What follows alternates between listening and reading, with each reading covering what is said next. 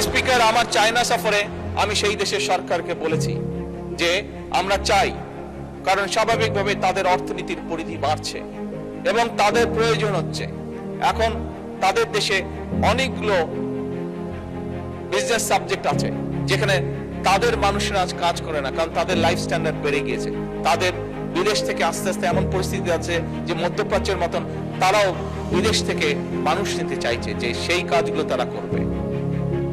এবং মাননীয় স্পিকার, আমি যখন তাদেরকে এই কারণে তাদেরকে যখন বলেছি যে আমরা চাই আমাদের ছেলে মেয়েদেরকে ম্যান্ডারিন ল্যাঙ্গুয়েজ শেখাতে, তারা অত্যন্ত খুশি হচ্ছে এবং তারা বলেছে তারা তাদের ল্যাঙ্গুয়েজ তারা এখানে শেখাবে।